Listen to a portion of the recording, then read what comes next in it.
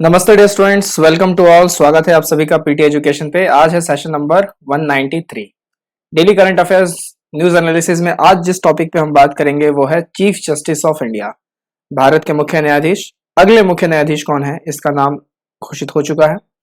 Right, related है आपका current event से, governance and policies, appointments and Indian constitution से। मेंस पेपर की बात करूं तो जीएस पेपर 2 में इसका रेलेवेंस सबसे ज्यादा दिखाई देता है। ये वो न्यूज आर्टिकल है जो द हिंदू के पेपर में आया था और मुझे लगा कि आपको ये बताना चाहिए। Justice Ramana will be the next CJI, justice NV Ramana. तो 24 अप्रैल को ये अपना शपथ लेंगे और 48 चीफ जस्टिस ऑफ इंडिया के तौर पे ये जो है नियुक्त किए जाएंगे। Clear. Born into a family of agriculturist in Krishna district of Andhra Pradesh, नाम से ही आपको समझ में आ गया कि साउथ इंडिया से ही है।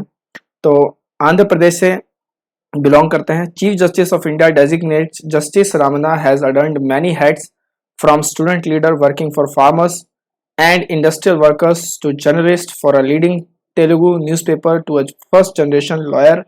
He was additional advocate general for Andhra Pradesh before being called to the state high court bench in 2001।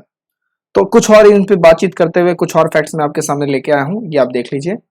Chief justice of India जो है वो भारत और जो जजेस हैं सुप्रीम कोर्ट के, उनको आर्टिकल 124 क्लॉज 2 के तहत अपॉइंट किया जाता है। और कौन अपॉइंट करते हैं, ध्यान रखिएगा, प्रेसिडेंट इनको अपॉइंट करते हैं, चीफ जस्टिस ऑफ इंडिया को भी, साथ ही साथ सुप्रीम कोर्ट के जजेस को भी।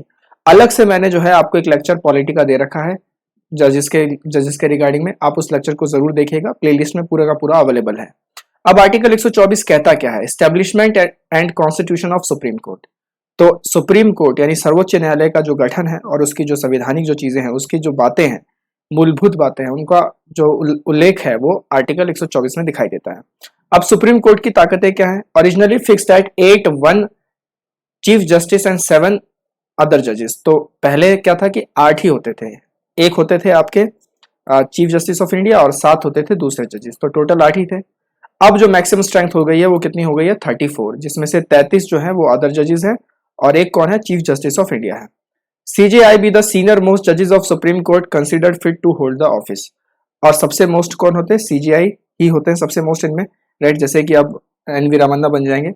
उसके बाद ये बहुत ही काम का फैक्ट है और ये आपको याद रखने की पूरी जरूरत है। Union minister of law and justice seeks the recommendation of outgoing CJI for the appointment of next CJI. तो अभी जो है, जैसे ऐसे बोबड़े साहब है, वो बाहर जाएंगे और एनवी रमन्ना फिर अंदर आएंगे, ऑफिस के अंदर लेंगे। तो इसके पीछे जो रिकमेंडेशन है वो किसकी जाती है, union minister of law and justice की जाती है। तो आपका पहला सवाल, who is the current union minister of law and justice of India.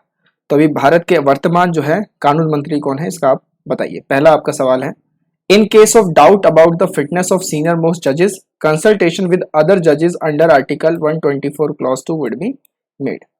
अगर सीनियर मोस्ट जजेस कौन बनेगा, इस पे कोई डाउट है तो कंसल्ट किया जाता है सभी जजेस को बुला के। साथ ही साथ इनकी जो रिकमेंडेशन है वो यूनियन मिनिस्टर पीएम को रिकमेंड करते हैं, जो कि प्रेसिडेंट को एडवाइस करते हैं। तो बेसिकली यूनियन मिनिस्टर है इधर और प्रेसिडेंट है, इनके बीच में जो ब्रिज का काम कर रहे हैं वो कौन कर रहे हैं, PM.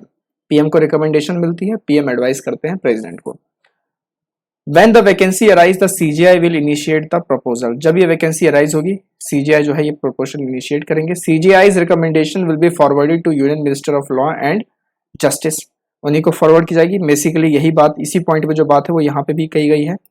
Opinion of CGI will be formed in consultation with a collegium of 4 senior most judges। तो एक कॉलेजियम बनता है, ये सभी हमको मालूम है कि जो जजेस की नियुक्ति होती है वो किसके तहत होती है, कॉलेजियम सिस्टम के तहत होती है। उसमें 4 सीनियर मोस्ट जजेस का पैनल बनता है, राइट। और वो पैनल जो है सीजीआई के बारे में अपना एक ओपिनियन प्रस्तुत करता है। अगर जो सक्सेसर है सीजीआई का वो अगर इन 4 जजेस में नहीं है तो उसको फिर इस कॉलेजियम का पार्ट बनाया जाता है, right. Is not one of the 4 जजेस would be made part of the collegium, right. तो ये है आपका मतलब जस्टिस रामन्ना के ऊपर। बाकी आर्टिकल आप जो है द हिंदू केस में पढ़ सकते हैं। 48 चीफ जस्टिस ऑफ इंडिया है, इसको आपको ध्यान रखना है। In exercise of powers conferred by clause 2 of article 124 of the constitution, the president is pleased to appoint Shri Nuthalapati Venkataraman, right, Nuthalapati Venkataraman, जज of the supreme court to be the chief justice of India with effect from 24 April 2021, the ministry said in a notification. तो बहुत important fact है, आने वाले परीक्षाओं में, छोटी मोटी जो भी परीक्षाएं उनमें पूछा जरूर जाएगा। एक आपके लिए क्विज हमने भी तैयार कर दिया है। पहला स्टेटमेंट देखिए, आर्टिकल 123 डील करता है with the appointment of chief justice of India by president. क्या ये स्टेटमेंट सही है? आप अपने हिसाब से सोचिए। दूसरा है union minister of law and justice would seek recommendation of the outgoing CGI for appointment of the next CGI.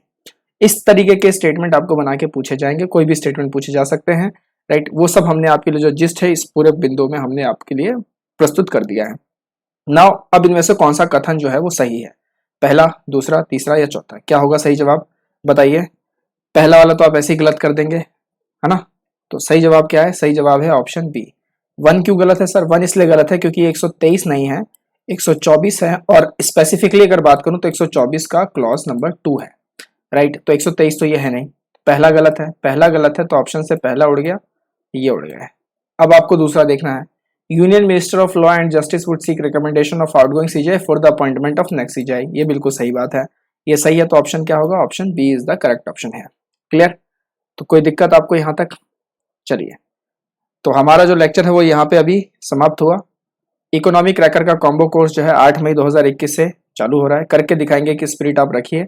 4 बड़े फुल कोर्सेज भी हैं, 6 महीने की वैलिडिटी है। पीटी के सब्सक्रिप्शन कोर्सेज भी ऑन है, 1 महीने के लिए, 6 महीने के लिए। यूट्यूब से भी कनेक्ट कर सकते हैं, साथ ही साथ वेबसाइट से भी कनेक्ट कर सकते हैं। करंट अफेयर्स के एनुअल कंपाइलेशन रेडी है, दिए हुए लिंक पर जाकर आप अपने कंपाइलेशन को डाउनलोड करके पढ़ सकते हैं।